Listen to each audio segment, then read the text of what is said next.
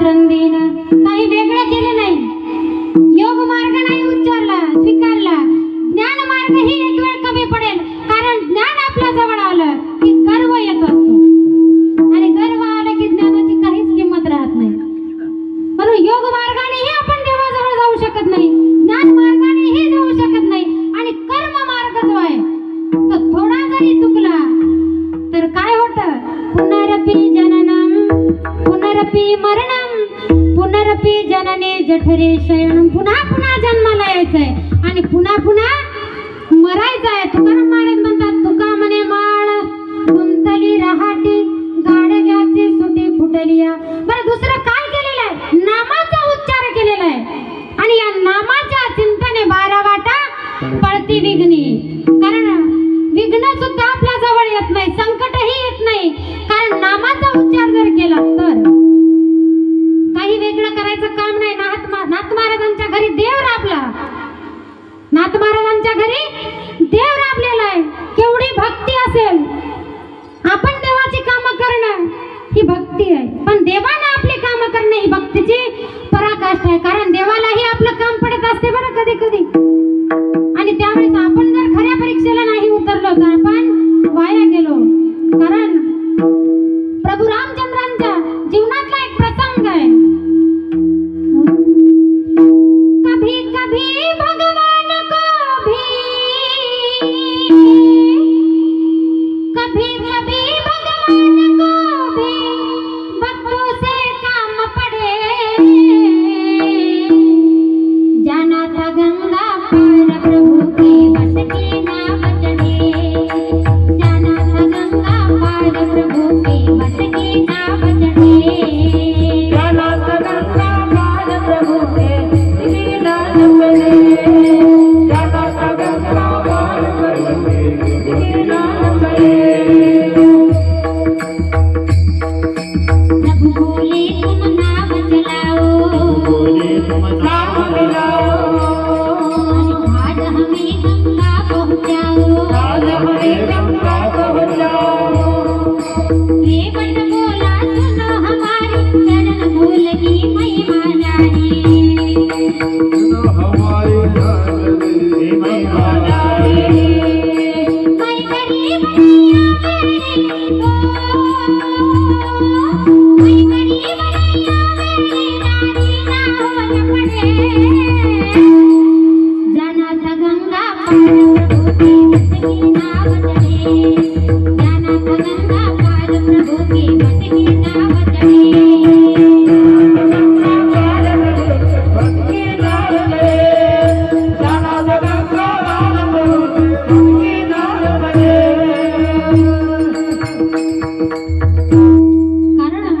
केवटाचं सुद्धा देवाला काम पडलं की केवटा आम्हाला नदीच्या पलीकडे जायचंय. आणि नदीच्या पलीकडे नेऊन सोडल्याच्या नंतर प्रभू रामचंद्र म्हणतात, सांग तुला काय देऊ. आणि देण्यासाठी मुद्रिका काढली. त्यावेळेस केवटजी म्हणतात, त्यांनी खरा विचार केलेला आहे की आता आपल्याला नेमकं काय मागायचं आहे. या सोन्याच्या तुकड्यासाठी मी तुम्हाला नाही नदी पार केली. हे सोन्याचं महत्व माझ्या जीवनामध्ये काहीच नाही. अहो, मी जशी तुम्हाला ही नदी पार केलेली आहे तशी माझ्या जीवनामध्ये ही संसार रूपी नदी, माया रूपी नदी मला पार करून जाण्यासाठी तुम्ही मदत करा, एवढीच माझी इच्छा आहे. ही भक्तीची पराकाष्ठा आहे. पण आता तुम्ही म्हणसाल की आम्ही काय करायलो? भक्ती नाही तर काय? आपली ही भक्ती आहे. पण मी नेहमी सांगत असते की आपली भक्ती म्हणजे 7 दिवसाची 7 देव फिट आहेत मामा. सोमवार आला की कैलास राणा शिवचंद्र मोळी फणींद्र माथा मुकुटी झळाळी. कारुण्य सिंधू भवदुःखहारी, तुझं बिन शंभो माझं कोण तारी. कोण तारी, कोण तारी, कोण तारी. कर्पूर गौरा गिरजा विराजे, हला हला कंठ सोनियात साजे. कर्पूर गौरा गिरजा विराजे, हला हला कंठ सोनियात साजे. नारे प्रभुखे स्मरणे निवारी, तुझं बिन शंभो माझं कोण तारी. कोण तारी.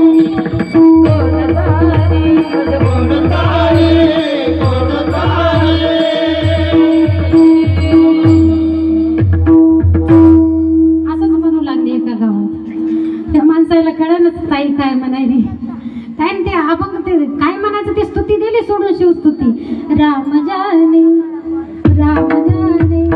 असंच म्हणून शेल्याला लावलं. म्हणलं तसं म्हणलं तरी खूप झालं. सोमवार आला की आपला दिवस बदलला महादेव आणि मंगळवार आला की अनादि निर्गुण प्रकटली भवानी.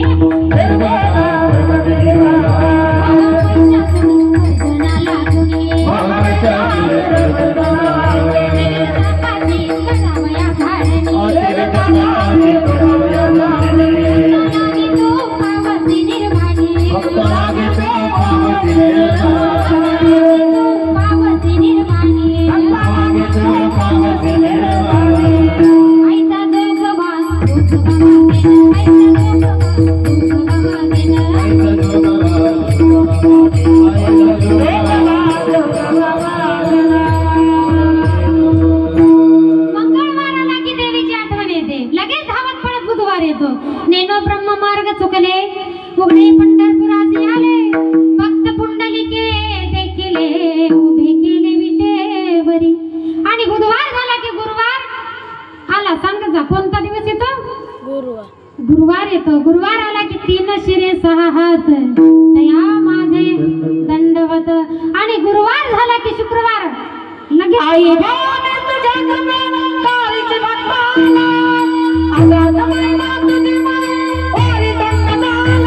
आई कृपा करी हे माझ्यावरी रागवित रातदारे. आई कृपा करी हे माझ्यावरी रागवित रातदारे. गोंधळाला गे गोंधळा बाणीला बाणी गोंधळाला गे. गोंधळा बाणीला बाणी गोंधळाला गे. गोंधळा बाणीला बाणी गोंधळाला गे. गोंधळा बाणीला बाणी गोंधळाला गे.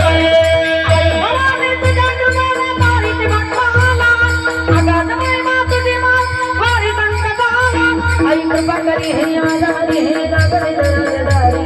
कृपा करी हे माझ्यावरी रागवित रातदारे. आज गोंधळाला गे गोंधळा बाणीला भवानी गोंधळाला गे. गोंधळा बाणीला भवानी गोंधळाला गे. गोंधळा बाणीला भवानी गोंधळाला गे. गोंधळा बाणीला भवानी गोंधळाला गे.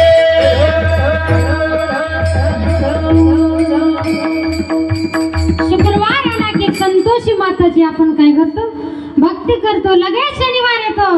शरण शरण जे हनुमंता तुम्हाला रामदूता काय भक्तीच्या वाट मदता वाग्या सुबटा. आणि शनिवार गेला की रविवार आलाच. अहम वाग्या सोहम वाग्या प्रेम नगरा वाणी. प्रेम नगरावाणी. भजनी लागा देव करा कैवारी. भजनी लागा देव करा कैवारी. भजनी लागा देव करा कैवारी. भजनी लागा देव करा कैवारी. मल्हारीची वारी माझ्या मल्हारीची वारी. मल्हारीची वारी माझ्या मल्हारीची वारी. हे मल्हारीची वारी माझ्या मल्हारीची वारी. मल्हारीची वारी माझ्या मल्हारीची वारी. असे जर 7 दिवसाचे 7 दिवस जर आपल्या जीवनामध्ये आले तर देवाला तो प्रकार आवडतो का? नाही. संकल्पावी माया संसाराची हेच थोर भक्ती आवडते देवा. पण कोणती? आपुला तो एक देव करुणे घ्यावा तेने विना जीवा सुख नव्हे. मग काही म्हणतात आमची मनातच भक्ती आहे. काही म्हणतात आम्हाला जगाला दाखवायची गरज नाही तुमच्यासारखी ताई. आमची मनातच भक्ती. आम्ही घरातच बसून भक्ती करतो. पण जर मनाचीच भक्ती असते तर लायसन कशाला लावला असता? जर पुरुष वर्गाला जर म्हणलं लग्न झालं आता बांगड्या घालायचं काम नाही, कुंकू लावायचं काम नाही, जोडवं घालायचं काम नाही, पतीने जर विचारलं का तर आमच्या मनातच सगळं चालेल का दाजी? चालेल का?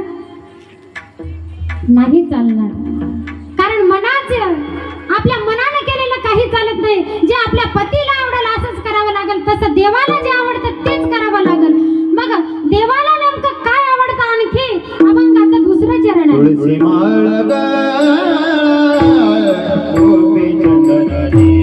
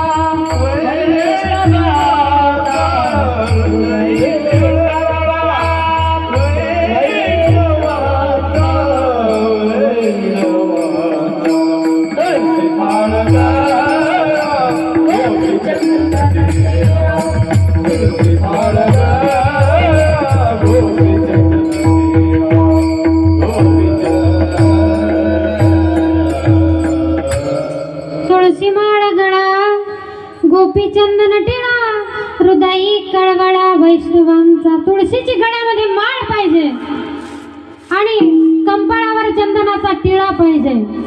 पण आता गोष्ट अशी झालेली आहे की माळ गळ्यात न घालता हातात यायली. कारण नाथ महाराजांनी सांगितलं की तुळशी माळ गळा, पण इथं वेगळंच चाललं.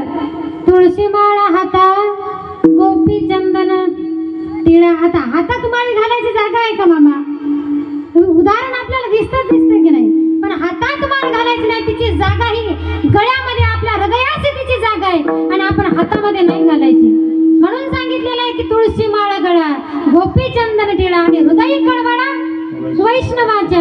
बरं, आपल्याला जास्त दिवस जगायचे याची शाश्वती नाही, मी सुरुवातीला सांगून गेले. का तर आपले पाय साथ देत नाही.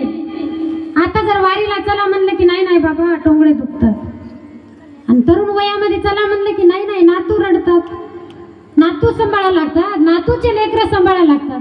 अनेक प्रकार